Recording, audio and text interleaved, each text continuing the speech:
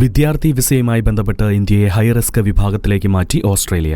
Assessment level 3ലേക്കാണ് ഇന്ത്യയെ മാറ്റിയത്. ഇതോടെ ഇന്ത്യൻ വിദ്യാർത്ഥികളുടെ വിസയ്ക്ക് കൂടുതൽ ഡോക്യുമെന്റുകളുടെ ആവശ്യകതകളും അപേക്ഷകളിൽ കർശനമായ പരിശോധനയും ഉണ്ടാകും എന്നാണ് റിപ്പോർട്ടുകൾ. ഇനി മുതൽ ഓസ്ട്രേലിയ സ്വപ്നം കണ്ടുവരുന്ന വിദ്യാർത്ഥികൾ ഇനി സാമ്പത്തിക സ്ഥിതി, ഇംഗ്ലീഷ് പ്രാവീണ്യം, വിസ ലഭിക്കുന്നതിനുള്ള യഥാർത്ഥ ഉദ്ദേശങ്ങൾ എന്നിവയെക്കുറിച്ചുള്ള കൂടുതൽ വിപുലമായ തെളിവുകൾ നൽകേണ്ടതുണ്ട് എന്നാണ് പുറത്തുവരുന്ന റിപ്പോർട്ടുകൾ. ഉയർന്ന റിസ്ക് ലെവലുകൾക്ക് കൂടുതൽ രേഖ ആവശ്യമാണെന്ന് ഓസ്ട്രേലിയൻ ഇമിഗ്രേഷൻ വകുപ്പിന്റെ മുൻ ഡെപ്യൂട്ടി സെക്രട്ടറി അബുൽ റിസി പറഞ്ഞു. ഉദ്യോഗസ്ഥർ രേഖകൾ പരിശോധിച്ച് ഉറപ്പുവരുത്തിയ ശേഷം മാത്രമായിരിക്കും വിസ അനുവദിക്കുക. 2026 ജനുവരി 8 മുതൽ ഈ മാറ്റങ്ങൾ പ്രാബല്യത്തിൽ വന്നു. ഓസ്ട്രേലിയയിൽ ഗുണനിലവാരമുള്ള വിദ്യാഭ്യാസം തേടുന്ന വിദ്യാർത്ഥികൾക്ക് തുടർന്നും സൗകര്യമൊരുക്കുമെന്നും ഓസ്ട്രേലിയ അറിയിച്ചു. ഇന്ത്യയെ കൂടാതെ നേപ്പാൾ, ബംഗ്ലാദേശ്, ഭൂട്ടാൻ എന്നിവയുൾപ്പെടെ നിരവധി ദക്ഷിണേഷ്യൻ രാജ്യങ്ങളുടെയും അസസ്മെന്റ് ലെവൽ 3ലേക്ക് മാറ്റിയിട്ടുണ്ട്. പാകിസ്ഥാൻ വളരെ മുൻപേ തന്നെ ഈ പട്ടികയിലാണ്. ഇന്ത്യയിൽ അടുത്തിടെ നടന്ന വൻ വ്യാജവിരുദ്ധ വിവാദമാണ് കാറ്റഗറി മാറ്റാൻ കാരണമായെന്ന് വാർത്തകൾ. അന്താരാഷ്ട്ര സർവകലാശാലകളിലേക്ക് 10 ലക്ഷത്തിലധികം വ്യക്തികളുടെ വ്യാജരേഖകൾ വിതരണം ചെയ്ത വ്യാജ സർട്ടിഫിക്കറ്റ് റാക്കറ്റിനെ കേരള പോലീസ് കണ്ടെത്തിയിരുന്നു. 22 സർവകലാശാലകളിൽ നിന്ന് 1 ലക്ഷം വ്യാജ സർട്ടിഫിക്കറ്റുകൾ പിടിച്ചെടുക്കുകയും ചെയ്തു.